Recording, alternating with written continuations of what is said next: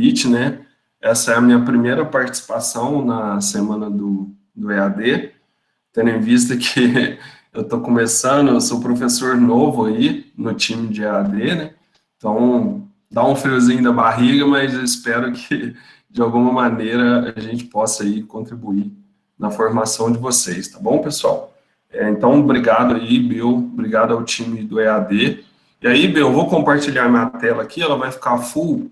Se em algum momento precisar interromper, você pode até mencionar no áudio aí, se for necessário, tá bom? Beleza, pode só me dar um toque em relação à tela. Pode compartilhar aqui. Sua tela, que a gente... só mais uma dica, pessoal. Quando você clica lá nas pessoas no Google Meet, você pode alternar entre ver a tela ou ver a webcam, ok? Então, por exemplo, se você clicar no meu rosto lá, você vai ver minha webcam. Se você clicar no rosto do Márcio, você vê o Márcio. Se você clicar na tela do Márcio, você vê a tela. Então, você consegue gerenciar isso por você mesmo aí, ok? Ok. Vocês já estão vendo a minha tela aí? Isso. Pode só deixar ela em tela cheia, Márcio, que fica melhor de ver. Acho que já está, Bill. Ok, não, mas aí pode voltar para... Pode ir na tela mesmo. Pode clicar no aplicativo da tela cheia, que eu estou vendo, ao mesmo tempo eu estou vendo a sua webcam. Tá. Deixa eu ver. Peraí. Tá certo, eu não entendi. Eu estou no Firefox aqui, eu compartilhei a tela inteira, né? E coloquei para apresentar. Se quiser, tá ótimo. Eu tiro a câmera aqui. Não, tá tranquilo. Tá, então vamos lá. Beleza. Então, pessoal, hoje a gente vai falar aí de gestão de projetos, né? Eu ministro essa disciplina, o dilema do inovador. É bem aí no contexto que o Alberani trouxe na introdução mesmo. E aí eu gostaria de começar essa apresentação aqui falando um pouquinho aí do Gabriel. Quem que é o Gabriel, né, pessoal? Se vocês observarem na imagem aí, eu trouxe aí como se fosse a imagem de um super-herói, né, excepcional aí, CIO, né, que é o Chief Information Officer, que é o cara ali que geralmente trabalha com gestão na área de tecnologia. E o Gabriel, ele é um cara aí de 38 anos, casado, tem um filho, ele trabalha aí como gestor na área de tecnologia. Ele tem aí, entre carga horária de estudo e vida profissional, de 12 a 15 horas por dia, né? Tendo em vista que ele precisa se manter atualizado aí a todo momento, por conta das demandas. E ele tem aí uma vida bastante agitada, né? O dia a dia do Gabriel ali é coberto de reuniões, calls que ele precisa fazer, principalmente gestão de projetos, né? Para conciliar com as demandas que uma organização de tecnologia tem, e muitas vezes ali com um olhar no business intelligence da organização. Então dá para imaginar que o Gabriel realmente aí, como ele é uma atividade extremamente desafiadora, por isso a gente resolveu trazer essa imagem aí como se fosse um super-herói, e aí eu resolvi não dar um rosto para o Gabriel, porque eu acredito que talvez eu estaria cometendo aí uma injustiça em personificar isso em um único rosto, porque tem muitos como o Gabriel por aí, e aqueles que trabalham com tecnologia sabem o desafio que é no dia a dia atuar aí na gestão de tecnologia. E qual que é a missão do Gabriel, pessoal? Primeiro, né, gerar eficiência operacional, então ele precisa promover ganhos de escala para o negócio, aumentar o poder do negócio sem necessariamente estar aumentando o custo, né? Então ele precisa gerar escala para o negócio, reduzir custos, então ele precisa realmente trabalhar no dia a dia nesse contexto de eficiência operacional. E ele é um cara que caminha ali entre a área da operação e também está com o pé lá um pouco na área estratégica. Então, por isso mesmo, como a atividade de tecnologia é uma atividade meio, ele é um cara que o tempo todo está em reuniões com as áreas, com a área da operação, para entender o negócio, né, para que ele possa ir junto com o time de tecnologia, promover soluções que gerem essa eficiência operacional e, ao mesmo tempo, escutar a área estratégica, estar envolvido na área estratégica para potencializar a estratégia da organização. E o Gabriel, pessoal, ele faz parte de uma geração, né, que tem acompanhado uma mudança no comportamento de consumo. Alguns anos atrás, você, para pegar um táxi, você não tinha a mesma facilidade que você tem hoje, né? Hoje, para você pegar um táxi aí com 4, 5 minutos, você consegue aí ter um serviço de qualidade com uma boa experiência para o usuário. Então, a gente trouxe aqui o Uber, o Easy Taxi, e aí o iFood, né? Quem aí nunca pediu qualquer tipo de refeição pelo iFood? Eu, sinceramente, eu não me recordo qual foi a última vez que eu tive a necessidade de comparecer a um banco. Hoje, praticamente, todos os bancos têm apps aí que facilitam a vida das pessoas, né, que melhoram a experiência de consumo, a experiência em relação aos serviços que são prestados, e aí a gente trouxe aqui como um exemplo o Nubank, e aí a gente tem também a Magalu, que vem representar aí já uma mudança no comportamento das organizações em relação a essa necessidade de gerar eficiência operacional, né, utilizando aí robôs, inteligência artificial para aumentar a escala e reduzir custos de operação. Então, se a gente for pensar nisso, o app a IA do Bradesco reduziu aí 40 mil postos de trabalho. Então, essas empresas de tecnologia, né, essas startups, elas vêm mudando de forma significativa o comportamento de consumo das pessoas e principalmente impactando muito nos negócios. E aí, diante de tudo isso, as empresas, e o Gabriel, principalmente, ele recebeu de presente aí um chapéu, que é o chapéu da inovação. Então, já não basta lá todas as atividades que o Gabriel tem, que ele precisa pensar lá em infraestrutura de tecnologia, de rede, serviços de Wi-Fi, implantação de sistemas de ERP, né, dentro da organização, né, suporte, manutenção, além de tudo isso que o Gabriel tem que cuidar ali junto com o time de TI, agora ele precisa ter um olhar para o aspecto da inovação. As empresas precisam ter um olhar para o aspecto da inovação. Por quê? A empresa que hoje ela não olhar para a inovação, ela corre um sério risco de ficar pelo meio do caminho. E no meio disso tudo, o Gabriel ele encontrou um dilema, né?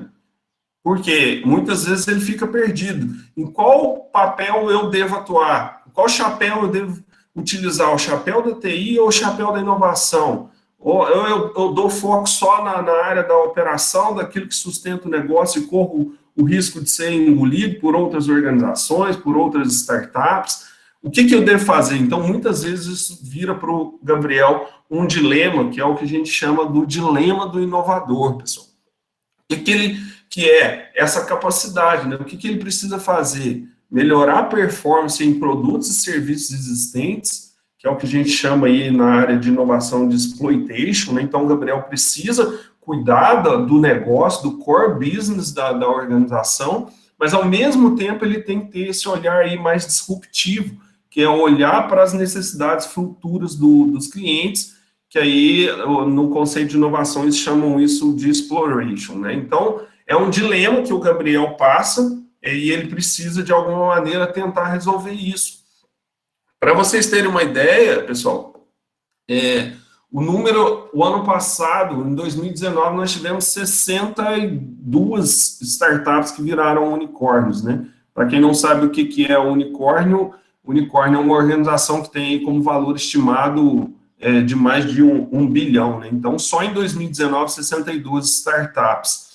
Então, o que é esse exploitation aí, trazendo esses conceitos de inovação, já que o Gabriel precisa começar a utilizar esse chapéu da inovação? Exploitation, o foco está no que a organização tem agora, né?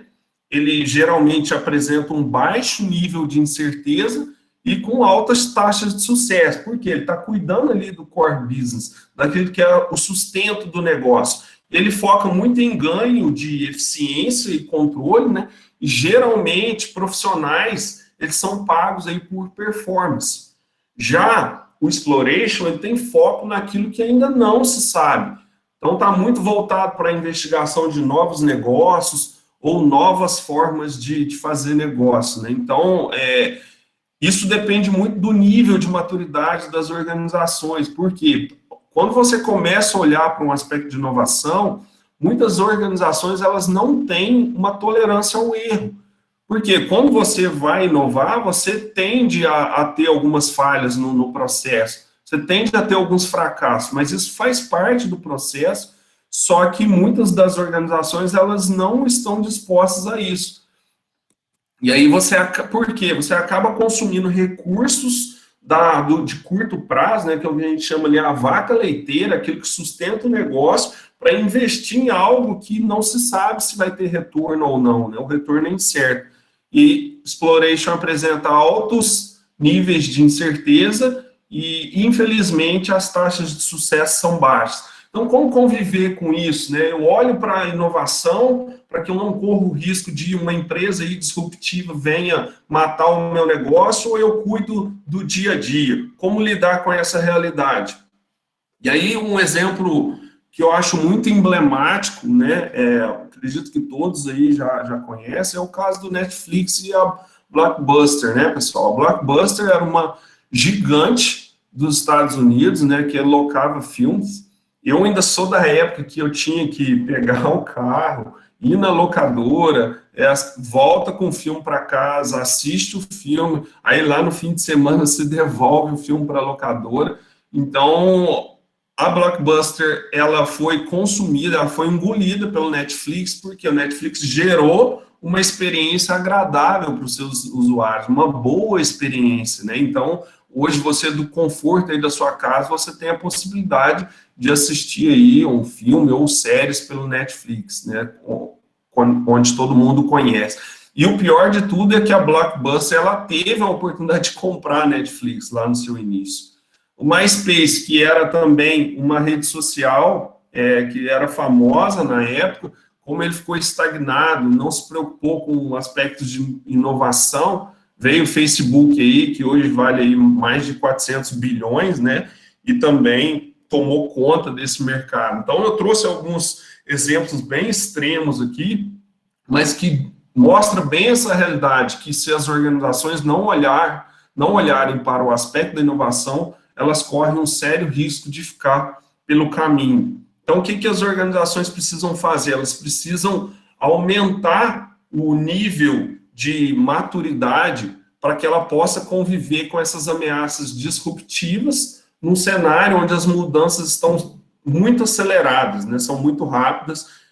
E aí, para que ela possa aumentar essa capacidade, ela precisa adquirir aquilo que a gente chama de ambidestria organizacional, pessoal, que é a capacidade de ter esse equilíbrio, né, de conviver com essas duas realidades, tanto o exploitation, que é o core business, a sustentação do negócio, quanto também o exploration, buscar ter esse equilíbrio para enfrentar essas ameaças disruptivas e para que as organizações elas possam se manter aí perene nesse mercado de tantas mudanças.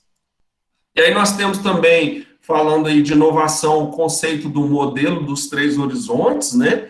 Que o primeiro horizonte, que é o que a gente chama de inovações de H1, né? O Gabriel agora ele precisa começar a olhar para esse aspecto de inovação, ele precisa olhar para esses modelos de 3 horizontes. O que é inovações de H1? Aprimorar aquilo que já está funcionando, né? Melhorar aspectos que o seu negócio já domina. H2, novos negócios com base que a empresa já domina, mas novos negócios. E terceiro, o horizonte 3, é o processo de maior risco, né? Então, o horizonte 1 representa o core business, o foco está na principal fonte de recursos que a organização tem, e geralmente isso apresenta um menor risco. Inovações de H2, elas são aquelas que provavelmente vão gerar lucro só no futuro, né? E com isso é mais arriscado, porque você está tirando o dinheiro do core business do negócio.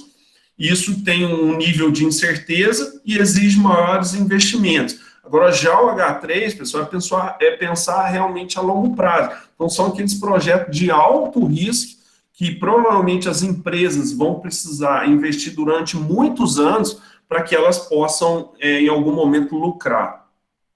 E aí, se a gente considerar o aspecto de tempo, inovações do tipo H1, pessoal, alguns estudiosos aí dizem que elas são geradas entre 3 e 12 meses. Já as inovações de H2, elas estão aí num período de 24 e 36 meses. Inovações H3, elas estão aí num período de 36 a 72 meses. Só que essa questão de tempo, como as coisas estão mudando tão rapidamente, hoje, falando muito aí no processo de transformação digital, né, as empresas ou inovações de H3, elas podem surgir tão rapidamente como inovações do Horizonte 1, de H1. Então, isso está acontecendo cada vez mais rápido e com maior frequência. E aí a gente tem algumas empresas que representam essa realidade, o Netflix, como a gente já mencionou, né? O Airbnb, pessoal, hoje eu tive aí uma grata experiência de ir para fora do Brasil com a minha família, e aí foi todo o processo feito pelo Airbnb. É um custo bem mais acessível, se você for pensar aí em hotéis, o Airbnb sai bem mais em conta e você tem uma experiência muito boa. Então, eu recomendo fortemente, né? Então, ele gera uma boa experiência também. O Uber e o Spotify, como todos conhecem. Então, essas empresas mostram bem como esse processo de inovações de H3, elas podem hoje emergir bem rapidamente, tá? E aí vem alguns estudiosos da inovação que falam aí do portfólio da inovação, que ao invés dele considerar essa variável tempo, né, a minha inovação é de 36 a 72 meses, de 24 meses, ele considera o percentual que a empresa investe em cada tipo de inovação. Então, ao invés de ele considerar o tempo, quanto de grana que a sua empresa está investindo em inovações do tipo H1 ou H2. E eles chamam essas inovações de inovação incremental, que faz uso de ativos que a empresa já possui, né? Também mais voltada para o core business do negócio, de menor risco. E aí, se a gente for pensar aí no grupo Unis, uma inovação incremental, de repente criar aí, como a Magalu, um robô, né? Um atendente virtual, por exemplo, dotado aí com um recurso de inteligência artificial. Isso seria uma inovação incremental. A inovação adjacente pode ser soluções em mercados já dominados ou uma adaptação, galera, em relação a mercados que a empresa ainda não atua. Ou trazendo mais uma vez para o contexto do Unis, talvez aí quem sabe uma plataforma para cursos livres, né? Isso representa aí uma certa adaptação, né? Porque hoje a gente produz conteúdos para cursos, para curso superior, né? Mas por que não uma plataforma de cursos livres? Isso seria uma inovação adjacente. E uma inovação transformacional é aquela de maior risco, né? Mercados que a empresa ainda não atua. Então, para vocês terem ideia, onde está apostando em uma célula de inovação, né? Que está pensando onde daqui a 10, 20 e até 30 anos. Então, lógico que é um processo de maior risco, né, mas já contextualizando essa necessidade que o mercado vem trazendo para nós. Então, diante de tantas mudanças, galera, desse cenário que está tão VUCA, né, esse mundo VUCA aí, tão volátil, que está mudando tão rapidamente, o profissional, o Gabriel, ele precisa começar a utilizar novas abordagens de gestão. E aí, a primeira abordagem que a gente traz aí como proposta para auxiliar o Gabriel nesse cenário maluco aí, para conseguir conciliar tanto aí o processo de sustentação quanto o processo de disrupção da empresa. A primeira proposta que a gente traz é o Design Thinking. Então, o que é o Design Thinking, pessoal? Design Thinking é uma forma de pensar, né, um modelo mental, onde você começa a criar coisas pensando como um designer. Mas não necessariamente você precisa ser um designer. E qual que é o grande foco do Design Thinking, galera? É atender às reais necessidades dos usuários. Para quem é de TI aí, quem nunca teve uma ideia e já saiu codificando, já saiu programando, e às vezes chegou lá na hora de entregar aquilo para o usuário, a solução, aquilo não tinha nada a ver com o que ele precisava. Então, o Design Thinking ele vem para resolver esse tipo de problema, porque ele foca nas reais necessidades do usuário, criar algo que realmente faça sentido para eles. E é o que essas empresas estão fazendo muito. Os produtos que são entregues hoje, eles apresentam uma melhor experiência para o usuário, porque existe um processo de investigação profunda, de entendimento profundo do que realmente as pessoas precisam, né? E o Design Thinking, ele é muito interativo, galera, com feedbacks curtos ali, processo de validação curtos, então ele é um ciclo bastante interativo, justamente buscando entender aquilo que realmente faça sentido para as pessoas. E quando a gente fala de inovação, a gente precisa pensar em times multidisciplinares, né? É bacana quando você tem pessoas de diferentes áreas totalmente distintas, porque a diversidade ela vai gerar insights valiosos para o processo de inovação. Então, o Design Thinking tem como foco entender as necessidades do usuário e é muito bacana quando você tem times multidisciplinares. E aí ele tem algumas etapas, né? E a gente vai falar um pouquinho delas, a etapa de empatia, a etapa de definição, a etapa de ideação, depois você vai lá para protótipo e, por fim, aí a fase de teste. E o que é a etapa de empatia, pessoal? Empatia é aquela capacidade de você se colocar no lugar do outro, né? Ter uma perspectiva, buscar ter uma visão, mas sob a perspectiva do outro. Então, ela é a principal ferramenta do Design Thinking, pessoal. Porque você precisa entender o que a pessoa pensa, o que ela sente, quais ações ela executa, o que ela diz. Então, ela tem como objetivo ter realmente esse processo de investigação mais profunda para que você entregue uma solução que realmente faça sentido para as pessoas. E quando você está trabalhando na etapa de Design Thinking, você tem ali algumas formas, né, alguns princípios, que é a imersão, a observação e o engajamento. Então, vamos supor aí que você quer melhorar o tempo de atendimento do SUS, né, do Sistema Único de Saúde.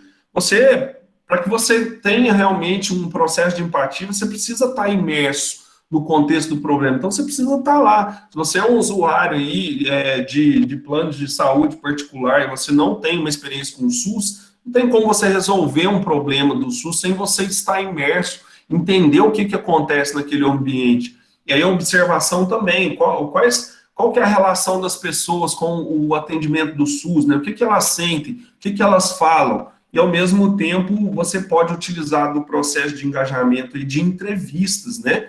E aí, quando a gente fala de entrevistas, essa é uma boa maneira de você descobrir as necessidades das pessoas.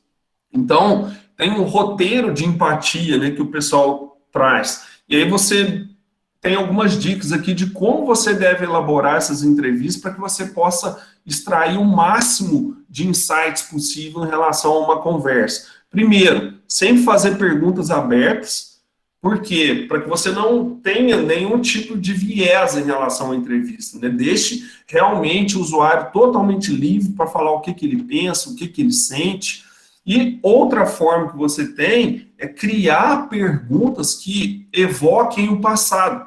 E muitas vezes a gente tem lá a preocupação em falar bonito, né? Quer falar bacana, mas quando isso pode ocultar um pouco a real experiência do usuário. Então, para evitar esse tipo de coisa, no roteiro de empatia você elabora perguntas onde as pessoas vão contar experiências reais que elas tiveram, né? Com isso você tem uma proximidade aí de alcançar esse objetivo de forma mais simples, né? Você pode ser mais assertivo no processo de entendimento das necessidades do usuário.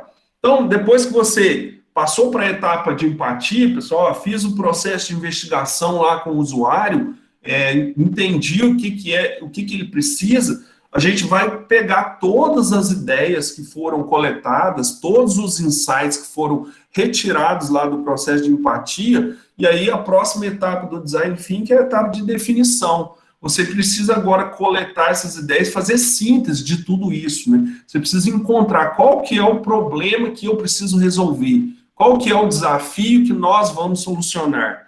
E aí você agrupa essas informações, você faz ali uma busca por padrões, né? Você vai agrupando as informações conforme as afinidades que elas têm, e também você pode, num outro extremo, buscar conexões inesperadas, né? Porque daí, às vezes, pode surgir muitos insights. E aí, logicamente, o design thinking você trabalha com um aspecto bastante visual, pessoal, geralmente com muito uso de muito post-it, né? Na parede, onde todo mundo enxerga as informações. É importante que você crie rótulos para essas informações que são agrupadas, e aí você vai definir um problema. Agora eu vou definir um problema a ser solucionado. E aí vem, dentro da etapa de definição, você vai descrever uma persona.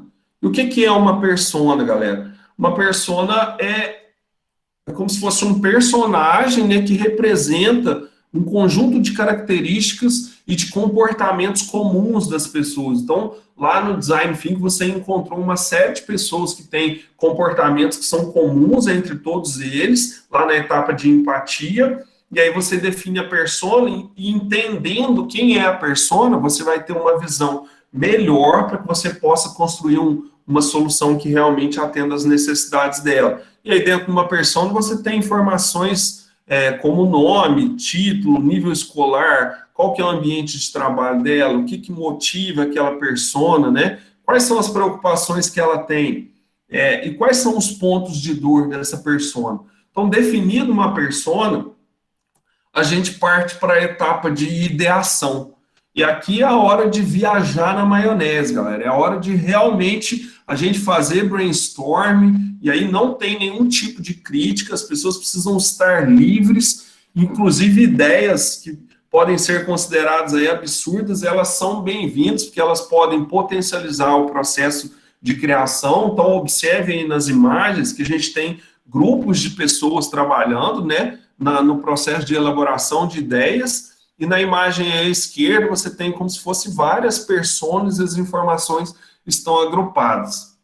Aqui é o processo onde realmente a diversidade é bem-vinda, né? Onde a equipe multidisciplinar é muito bem-vinda para que você possa ter realmente insights valiosos para gerar uma solução. E aí depois que você passou para o problema está definido, você definiu o processo de ideação, você passou por ele, aí a gente vai prototipar.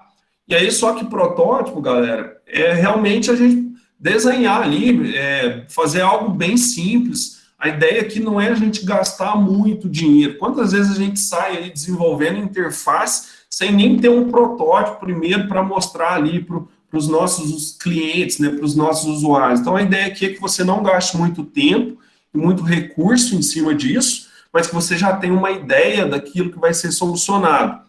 E aí, dentro de uma prototipação, trazendo para um contexto mais de tecnologia, a gente tem o MVP, né, o produto mínimo viável, que você desenha ali uma interface para que você possa ali ter uma ideia e realmente validar se aquilo faz sentido para o usuário ou não. E um ponto que é importante aqui é que o protótipo ele está mais preocupado em validar o conceito da solução do que a própria interface, é mais sobre aprender de forma mais profunda sobre o usuário, né, que você pretende atender, do que propriamente, vamos dizer assim, o software. Mas é uma etapa muito importante. E aí depois a gente vai para a etapa de teste, né?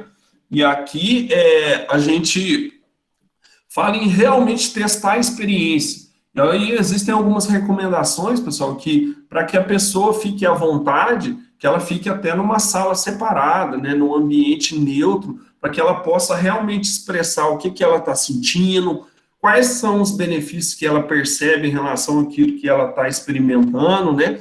Que tipo de impacto que isso pode ter na vida dela. Então, é muito mais ainda sobre a pessoa do que a solução. Então, observe, pessoal, que as 5 etapas do Design Thinking, ele vem realmente ter essa preocupação mais com as pessoas. O que realmente eu preciso produzir para ser algo que faça sentido e que gere uma boa experiência para as pessoas. Então, isso para a gente que é da área de TI, que está acostumado muitas vezes a sair codificando, isso é muito valioso para que a gente realmente economize recurso aí, ou gaste tempo desenvolvendo coisas que realmente façam sentido. Então, no processo de inovação, olhando para esse aspecto disruptivo, o Design Thinking é uma abordagem muito bacana, que tem alcançado uma relevância muito significativa para muitas das empresas, tá, pessoal? E aí, depois a gente traz aí uma proposta de gestão de projetos usando metodologias ágeis, galera. Por quê? Eu trabalho aí com a área de projetos, né? A gente tem abordagens que a gente chama lá abordagens preditivas ou abordagens ágeis, né? A abordagem preditiva ela é mais voltada para seguir um plano, onde você lá desde o início você monta o seu escopo, você monta o planejamento do seu cronograma, só que não é tão flexível no que diz respeito à mudança. Ele pode mudar, mas você precisa passar por um processo um pouquinho mais, vamos dizer assim, burocrático do que o framework Scrum, que é um framework que é mais adequado para um processo onde você tem ambientes mais complexos, que significa dizer que aquele ambiente que você tem muitas mudanças, né? Então, ele é uma proposta um pouco mais adequada. Não existe gestão de projetos ruins e boas, tá, galera? A abordagem preditiva ela é muito bem vista para projetos de engenharia, por exemplo, onde você já tem ali um produto acabado. A abordagem Scrum para desenvolvimento de software é muito bacana, porque ele responde muito bem às mudanças. E qual que é a proposta, tá? Da abordagem Scrum, né, do framework Scrum. Na abordagem preditiva, você passa por todas essas fases, planejamento, design, codificação, teste, lançar o release e validação. Observe que ele tem lá o símbolozinho aí do presente, mais lá no final do processo. E aí você corre o risco de lá no final do processo você estar entregando algo que não faça sentido para as pessoas. Na abordagem ágil, você para equipes maduras aí no processo, em processos ágeis, você está decodificando, testando, você está fazendo tudo ao mesmo tempo. E observe que como ele tem um ciclo de interação muito rápido, né, você está entregando valor frequentemente para o seu usuário. E a gente fala que ele diminui o risco, porque todo processo no Scrum, todo evento no Scrum, ele tem o que a gente chama de time box, que é um tempo máximo que ele precisa acontecer. Então, o Scrum, por via de regra, você precisa entregar valor para o usuário em, no máximo, 30 dias. Então, se o valor para o usuário é partes, funcionalidades de um software funcionando, em, no máximo, 30 dias, isso tem que estar lá rodando em ambiente de produção para o usuário. Então, com isso, a cada 30 dias você tem ciclos repetitivos ali, incrementais com os usuários, onde você entrega valor mais cedo. Uma coisa que tem que ficar clara aqui é que desenvolvimento ágil não deixa o desenvolvedor mais rápido, tá, galera? Porque às vezes o pessoal da alta direção confunde um pouco esse conceito. Fala ágil, acha que vai entregar mais rápido. Se você tiver que construir um produto que vai durar 1 ano na abordagem preditiva, na ágil também ela vai durar 1 ano. O que acontece é que você entrega valor mais cedo, enquanto na abordagem preditiva ela entregue mais lá no final. E aí, o que a gente precisa para implementar o Scrum, né? Ele tem alguns papéis, alguns eventos e artefatos. Quais são os papéis do Scrum? Primeiro, você tem o Scrum Master, que é o Scrum Master é o líder, né? Mas ele não é chefe da galera, não tem aqui um conceito de chefe, ele é uma liderança servidora, e ele é um cara que tem domínio das boas práticas do Scrum. Ele que domina o processo e é o cara responsável por garantir que as boas práticas realmente sejam realizadas ali no dia a dia. Você tem o Product Owner, que é o cara que que conhece do negócio, né? Pode ser um cara de TI que conhece o negócio, pode ser alguém da área do negócio que você traz ali para o time Scrum, é o cara que sabe o que vai gerar valor para o negócio, e ele que tem autonomia sobre o backlog, que eu vou explicar para vocês, e você tem o time de desenvolvimento, né? Que é os que serão responsáveis por, de fato, entregar uma solução lá para o cliente. O time de desenvolvimento, pessoal, ele precisa ser capaz de...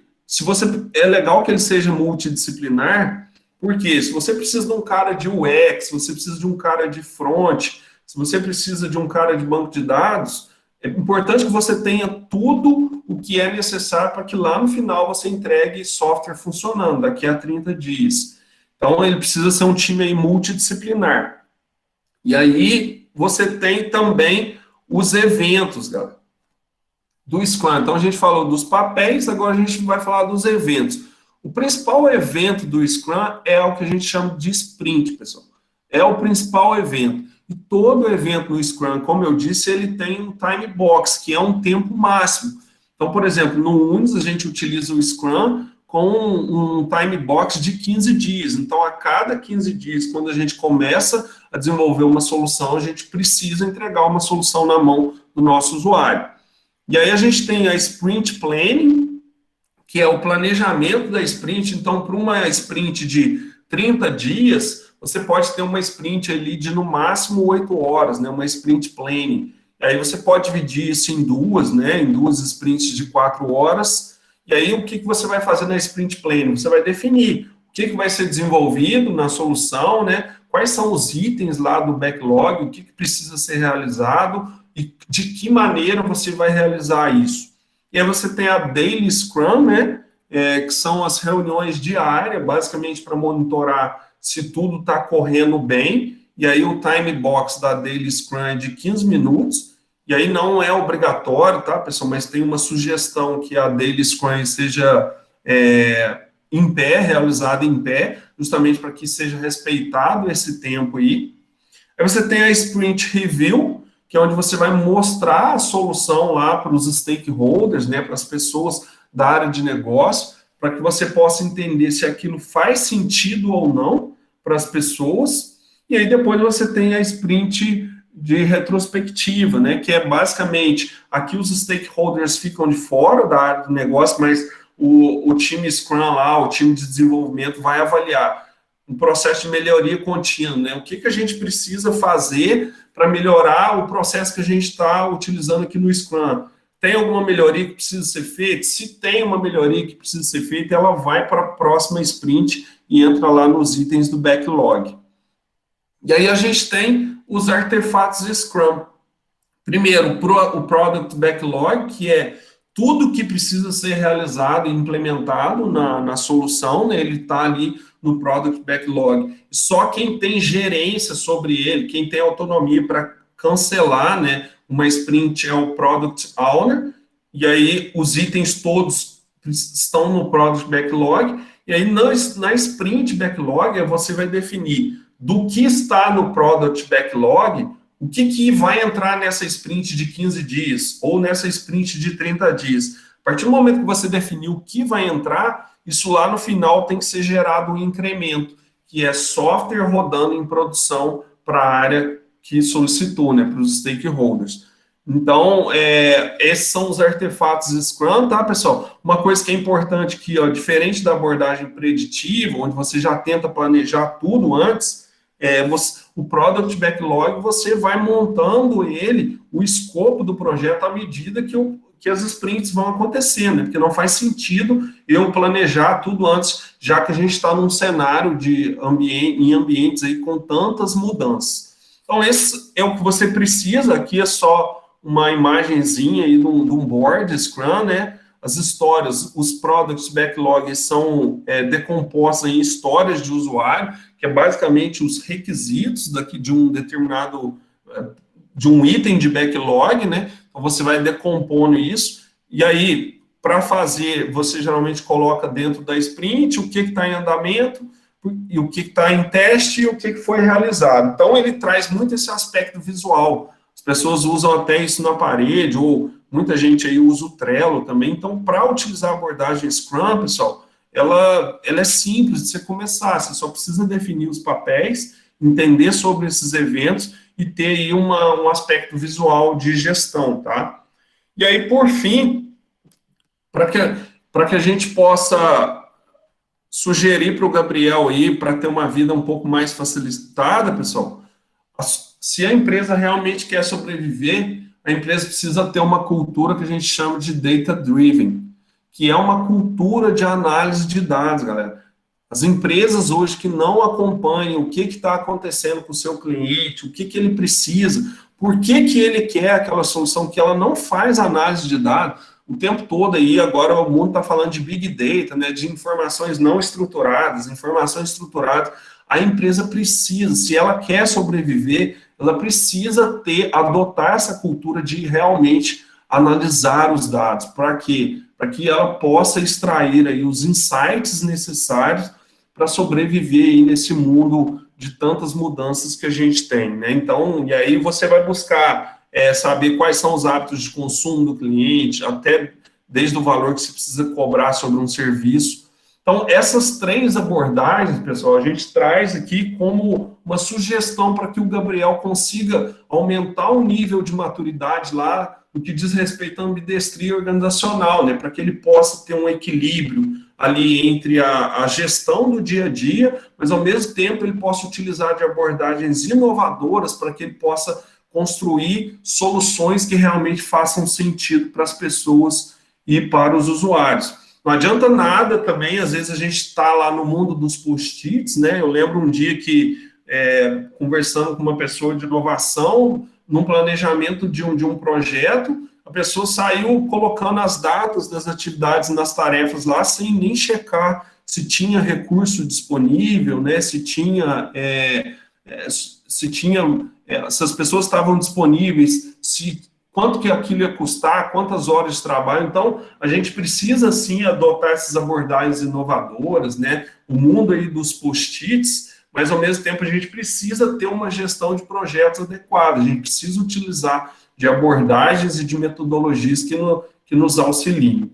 Então, eu acho que eu tinha para passar para vocês hoje é isso. Eu não tive aqui com intenção de ter um aprofundamento sobre esses temas, tá? É mais uma pincelada para que vocês possam ter isso aí no radar de vocês, porque eu sinceramente acredito que são habilidades muito importantes para que a gente possa conviver aí nesse cenário de tantas mudanças. Obrigado aí pela atenção de todos. Show de bola, Márcio. Agradeço muito, muito bacana o conteúdo, cara. Pessoal, agora funciona assim. Vocês foram já conversando no chat aí com a tutoria, a Thaís que está aí. Thaís, você tem algum conteúdo para poder falar, alguma pergunta? Você quer me mandar? Até o momento, não, ninguém mandou nenhuma pergunta até agora. Pessoal, não. Bill? Estamos abertos aí um pouquinho para a gente conversar. Fiquem à vontade, se quiserem abrir o áudio, abrir o webcam também para a gente fazer um face-to-face ali, né? Fiquem à vontade. Como pensar inovação nesse contexto de pandemia? Bacana a pergunta. Aí você quer fazer um bate-bola, Bill? A gente responde junto ou eu vou responder aqui? Não, Márcio, eu sou só o cerimonial. Tá bom. Então, pessoal, por exemplo, a gente vê muita gente aí falando de transformação digital, né, galera? Então, e aí esse mundo dos post-its aí, que é muito bacana, esse processo de investigação, mas muitas empresas aí que falam do processo de transformação digital passaram muita dificuldade nesse período de pandemia, né? Então, a gente, por exemplo, aqui do grupo, a gente precisou, em 2 dias, praticamente subir aí toda a estrutura do ônibus, né? Não só o EAD, mas o ensino presencial também, colocar todo mundo dentro da mesma página para que a gente pudesse oferecer o serviço. E aí, a gente está num momento que a gente poderia estar muito preocupado com o que está acontecendo no dia a dia. Eu preciso cuidar da infraestrutura, eu preciso manter minha estrutura funcionando para todo mundo trabalhar, mas ao mesmo tempo a gente está participando de um projeto que está pensando, pessoal, em inovação. A gente está buscando ousar no momento onde está todo mundo preocupado com redução de receitas. A gente também está passando por isso, tá? Mas a gente sabe que é importante, mesmo num período tão complexo que a gente está vivendo, a gente pensar em inovação, até porque muitas vezes, diante das crises, é que as oportunidades surgem, né? Então, eu acho que não tem uma fórmula mágica, Alan, em como pensar em inovação em tempos de pandemia. Eu acho que isso está muito mais no aspecto de atitude do que uma fórmula mágica em como pensar a inovação. A gente precisa ter disposição para pensar de forma diferente e buscar trazer aspecto de cultura de inovação dentro da organização, para que isso possa permear pela organização e aí, através de uma mudança de cultura, a gente possa ir aos poucos inserindo esse mindset aí nas pessoas. Márcio, só para poder complementar, é uma coisa que a gente fala às vezes em sala com os alunos tal, e às vezes a gente não consegue deixar claro isso, assim, sabe? Vocês não têm noção o quão desafiador é a inovação no Unis. Porque é assim, ó, a gente tem uma frase interna que a gente fala que é assim, ó, o que é eterno dura 6 meses. É impressionante. A gente quer mudar o tempo todo, sempre para melhor, sempre com uma proposta diferente, sempre com uma atitude de inovação, sempre proativa, né? Sempre efetiva na direção de melhoria. Então é muito divertido falar de inovação no Unis por causa disso, porque as pessoas estão atentas àquilo, estão tudo ali, nossa, que legal, tem uma coisa legal, vamos lá para tentar inovar em todos os aspectos, em todas as áreas, em todos os setores, em todos os contextos diferentes. É muito bacana isso aqui. É verdade. Só para mencionar aqui, né, a gente está participando de um projeto que se chama Levante, tá, pessoal? Que a gente, como uma instituição de ensino, acho que é papel nosso ajudar as organizações, né? Então, a gente, basicamente, em menos de um mês, a gente conseguiu conectar aí várias esferas, desde bancos, Sebrae, para ajudar as empresas que realmente estão passando por perrengues nesse momento de crise, né? Estão precisando ali de ajuda, estão perdidos sem saber o que fazer, e aí rapidamente a gente montou um time, né, do Unis, junto com esses parceiros, e a gente se movimentou para ajudar as pessoas, e graças a Deus a gente está tendo resultados muito significativos, né? Porque a gente está conseguindo ajudar essas pessoas. Então, e tudo isso, pessoal, usando, logicamente, essas abordagens que a gente trouxe aqui, né? Design Thinking, a gestão, metodologia de projetos ágeis. Então, mas isso vai muito da atitude de cada um, né? Bom, eu acho que é isso, pessoal. Mais algum comentário? Márcio, eu te agradeço pra caramba pela participação, muito bacana. O pessoal tem elogiou no chat aí sobre o conteúdo.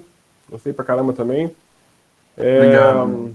E partiu para a nossa próxima. Obrigado, Bill.